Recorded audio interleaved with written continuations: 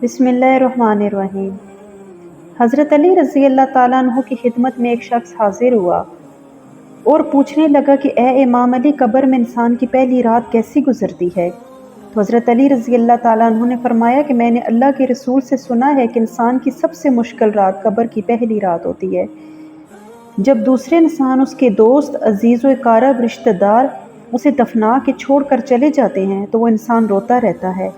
हर एक दोस्त उसके आस पास आता है और उसे रोकने की कोशिश करता है कि मुझे छोड़कर ना जाओ, लेकिन अफसोस उसकी आवाज़ कोई नहीं सुनता। हज़रत अबू सईद रज़ी अल्लाह ताला अन्हो से रवायत है कि हज़ूर पाक सल्लल्लाहु अलैहि वसल्लम ने फरमाया, लोगों अपनी मौत को याद किया करो।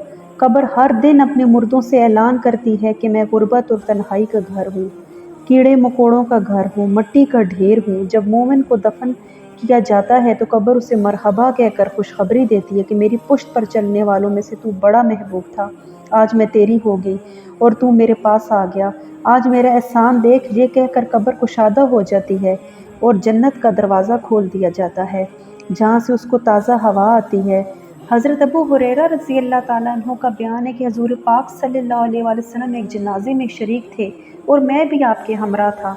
आप एक कब्र पर बैठ के और फरमाया कि ये कब्र हर रोज़ बाआवाज़ बुलंद कहती है कि ए आदम की औलाद, तू मुझे भूल गया। क्या तुझे ये मालूम नहीं कि मैं तन्हाई का घर, गुर्बत का घर, वहशत का घर और कीड़े मकोड़ों का घर हूँ, मगर अल्लाह जिसके लिए कुशादगी का हुक्म फरमाएगा उसके लिए कुशादा हो जाऊँगी।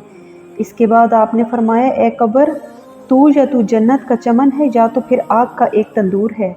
हुज़ूर पाक सल्लल्लाहु अलैहि वसल्लम ने फरमाया कि मुर्दा जब कब्र में रखा जाता है तो कब्र उसे कहती है कि ए इब्ने आदम, तू हलाक हो, तुझे किस चीज़ ने मुझसे दूर रखा? क्या तुझे मालूम ना था कि मैं कीड़े मकोड़ों का घर हूँ? तुझे किस चीज़ ने मुझसे बहका कर निडर कर दिया? तू मेरी पुश्त पर बहुत अकड़ कर चलता था। अगर वो नेक होगा तो जवाब देने वाले उसे जवाब देंगे कि ए कब्र, तू देख तो सही इसके अमाल कैसे हैं। ये अच्छाई इख्तियार करता था, बुराई से दूर रहता था।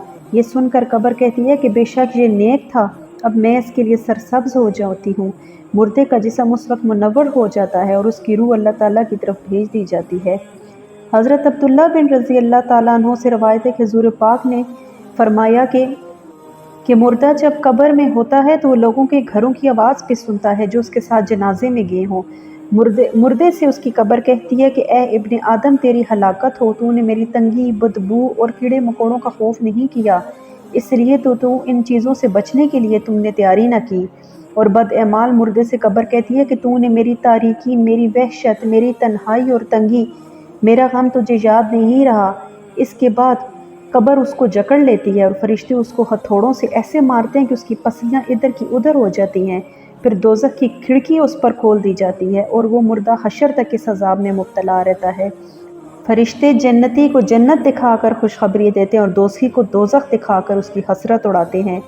अल्लाह ताला से दुआ है कि हम सबको मरने से पहले मरने की तैयारी करने की तौफीक अता फ़रमाए। आमीन सुम्मा आमीन।